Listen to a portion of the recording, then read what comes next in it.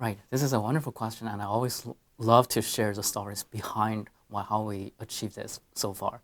So I started from a physics background, and my initial project was to understand when light interacting with nanoparticles in biological tissue, what is different from interacting with air. The difference between biological tissue and air is that biological tissue has certain absorbance.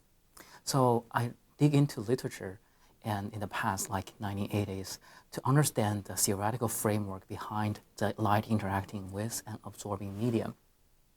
And then I designed some preliminary experiments to measure these changes, the scattering, how scattering changes when it changes from non-absorbing air to an absorbing environment. The experiment is a failure. I cannot, I cannot measure anything that is matching with my theoretical prediction. But then I noticed something that is not predicted by my theory. And then I want to understand why these things are not matching with my theory. And I realized that because when we introduce absorption into the material, it also changes refractive index. That is what is called a Kramer-Skonning relations that has been known in semiconductor field for a very long time, but people rarely use it in visible wavelengths. That's why I borrow this concept and think, can I utilize this to do something else? And maybe we can use this to reduce the scattering of tissue. That's how this project diverged to a direction that we never expect, but it's flourished pretty well. Yeah, so as you can imagine, we are introducing a foot dye. So what is a foot dye? It's a foot dye absorbs wavelengths at certain range, so it shows you a certain color. So you're introducing this material that absorbs light into another material which scatters light. Both of them has some adverse effects in terms of light transmission, but when you combine them together, they become transparent. That's what we think. If you don't understand the fundamental physics behind that, you think, oh, how could this happen? It's like a magical trick, you can show it. However, if you understand the fundamental things behind, these things become really, really interesting. So why tissue is scattering? Tissue is scattering because most of us are made of water. So like 70%, 80% of our cells are made of water. Inside water, there's a group of functional molecules like proteins, lipids, fibrils. They have different optical properties. So why tissue is scattering a lot is because when light goes through water to these biomolecules, it changes its optical properties. So what we are doing, we are introducing these dyes into the water, aqueous component into the tissue that reduce this mismatch of optical properties in a certain wavelength, so light won't get scattered inside biological tissue. I think that's the fundamental science behind how introducing a foot dye will lead to transparency of the tissue. The main difference between between human and mouse is the size. Obviously, we have a much thicker skin, and that makes some of the delivery method that is applicable in mice a little bit more challenging to be directly translatable to human. We have been actively working on this. So although human and mice are different, but the fundamental components are similar. So it's all proteins. All of our animals are proteins, water, so lipids. All these fundamental building blocks are similar. So in terms of fundamental physics, there's no obvious limits why this technique cannot be translated to human. However, the challenge is when the tissue becomes a lot more thicker, it's very hard to let the material diffuse through the skin of the human, because human skin is about 10 times or even more, depends on where the locations are, than the mouse skin.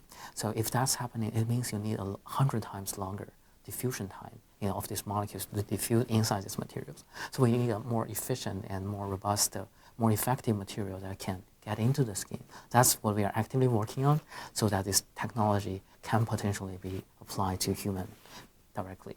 What we are working on nowadays is we have multiple directions focusing on this technology.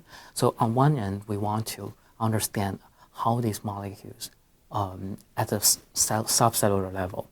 For example, if you think of the cell, because cells are actually very complicated, they have different components that has different refractive indices. We try to understand where are these molecules and what is the best molecule or optical properties of this molecule in terms of for a certain cell, and how do we predict these changes for different types of tissues. So that's one of the directions that we are working on. And based on that, we are developing new materials so that it's going to be more efficient in terms of changing the optical properties and more friendly, that it's going to be more safer for potential human applications. Apart from that, we try to work with medical schools, especially at UT Southwestern. We want to identify what are the most urgent clinical needs that our technology can help. I think one of them, for example, is cancer diagnosis.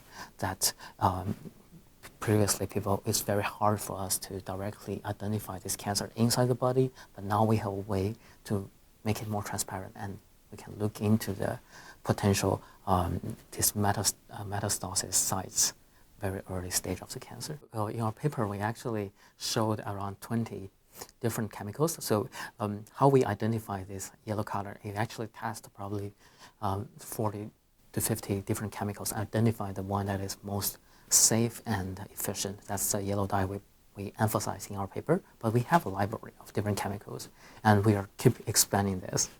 Yeah. In the future, we will, for example, if you, not all the applications we want it to turn yellow. If you're, for example, some of the medical applications, they more lean towards red light, so we have chemical for that. If they want green light or blue light, we also have chemical for that. So in the future, we are expanding this to a toolkit that can choose the chemicals we actually want. This is something that definitely going beyond my wildest dream. When I was, I know that this paper is potentially being very useful and very popular. I believe it has a big impact. That's why we published it on Science. But I never thought that such a scientific paper will attract so many attention from the public. A lot of friends, like at the beginning, I track all the friends who are sending me messages on LinkedIn, Twitter, X. So there are tens of messages asking me details about this. And then one day I log on to Instagram, and then I saw a post with thousands of comments. I said, okay, this is beyond my capability. I cannot answer all of them now.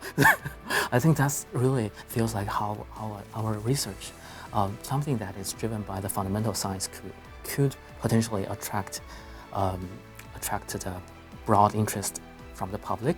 And what is even more fulfilling or rewarding for myself is that I got a lot of email from internationally, from Germany, from India. There are high school students who want to write a term paper about my discovery, who want to reproduce my experiments.